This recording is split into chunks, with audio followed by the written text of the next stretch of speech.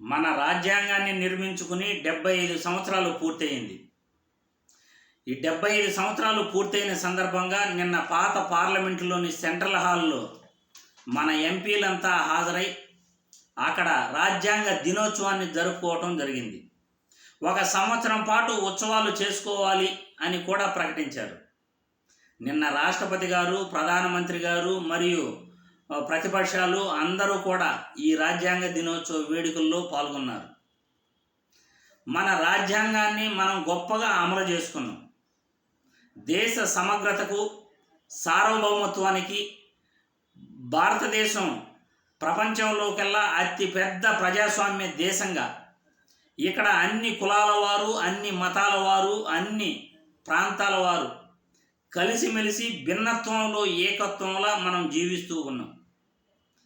కానీ ఈ 75 సంవత్సరాల రాజ్యాంగం ఏర్పడి మనం ఇప్పటి వరకు కూడా ఏం సాధించాం అనేది మనం ఈరోజు వీడియోలో చర్చించుకోవాలి. ముఖ్యంగా 75 సంవత్సరాలు రాజ్యాంగాన్ని నిర్మించుకుని సొంతంగా మనం పరిపాలించుకున్న తర్వాత ఇప్పటికీ కూడా రేషన్ కార్డును చేతబట్టుకుని రోడ్లలో రేషన్ బియ్యం కోసం పేదవాళ్ళు ఎదురు చూస్తుంటే 75 సంవత్సరాలలో మనం ఇంతేనా సాధించగలిగింది అనే ఆశ్చర్యం వేస్తుంది.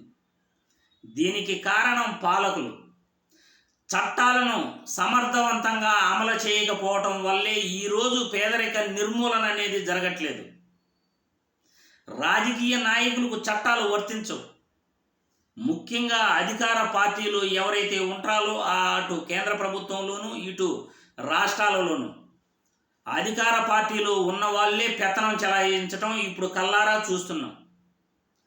అధికారులంతా కూడా రాజకీయ నేతల చుట్టూ, అధికార నాయకులు చుట్టూ తిరుగుతూ వాళ్ళు ఏది చెప్తే అది ఫాలో అవటం, రాజ్యాంగానికి చట్టాలకు తూట్లు పడవటం, లంచగొండితనం ఎక్కువగా అయిపోవటం, లంచాలకు మరిగి ప్రజలకు సేవ చేయకుండా చట్టాలను తప్పుదారి పట్టిస్తూ ఉద్యోగస్తులు కానీ రాజకీయ నాయకులు కానీ ఈరోజు ముందుకెళ్తుంటే పేదరిక నిర్మూలన ఎలా జరుగుతుంది అని ఈ వీడియో ద్వారా ప్రశ్నిస్తున్నాను.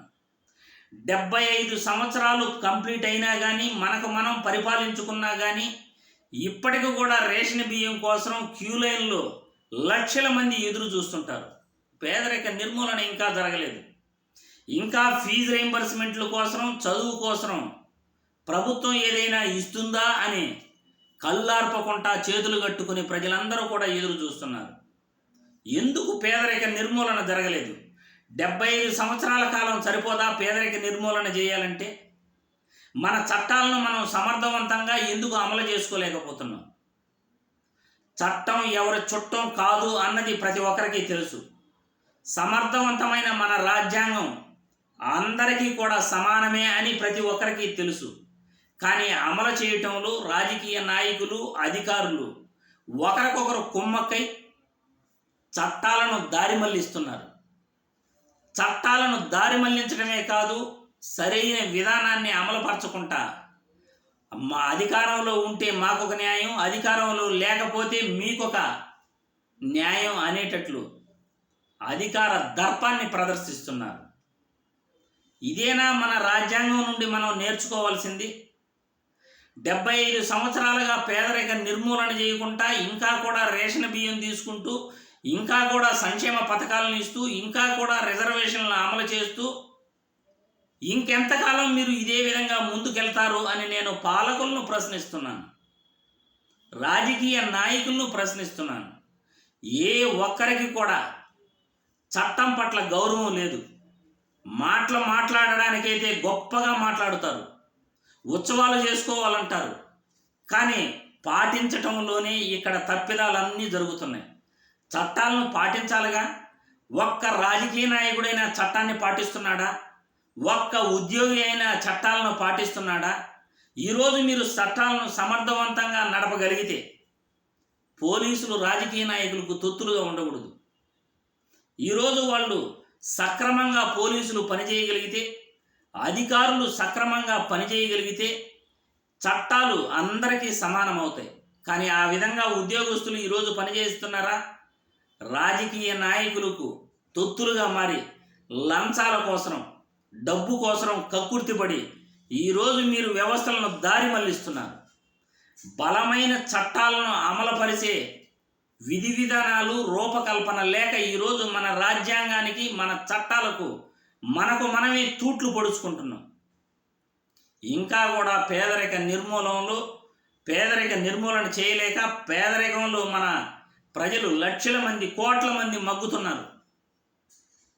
మనం సమర్థవంతంగా చట్టాలను ఎప్పుడైతే నడపగలుగుతామో, చట్టాల రూపకల్పనలో ఏ విధంగా మనం ముందుకు తీసుకెళ్తామో, అధికారులు ఎప్పుడైతే రాజకీయ నాయకులు ఒత్తిళ్లకు తలగకుండా ఎప్పుడైతే పనిచేయగలుగుతారో, ఒక మహిళ ఒంటరిగా ఎప్పుడైతే రోడ్లపైన నడవగలుగుతుందో, ఎప్పుడైతే తప్పు చేస్తే బలమైన శిక్ష పడుతుంది అనే భయం ప్రజల్లో ఉంటుందో, అప్పుడే మన రాజ్యాంగానికి ఒక సంపూర్ణ విశ్వాసం వస్తుంది. సంపూర్ణ ఒక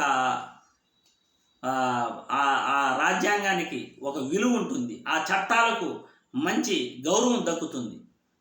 కానీ ఈరోజు రాజకీయ నాయకులు, ఉద్యోగస్తులే చట్టాలను తూట్లు పొడుస్తున్నారు. ఈరోజు కేంద్ర ప్రభుత్వం, రాష్ట్ర ప్రభుత్వాలు చట్టాలను సమర్థవంతంగా అమలు చేయగలిగితే రాజ్యాంగాన్ని మనం గొప్పగా, రాజ్యాంగంలోని చట్టాలను ముందుకు తీసుకెళ్ళవచ్చు, పేదరిక నిర్మూలన చేయవచ్చు, ప్రతి ఒక్కరిని కూడా ఆదర్శవంతంగా ఎంతోమందికి ఉపాధి కలిగించవచ్చు.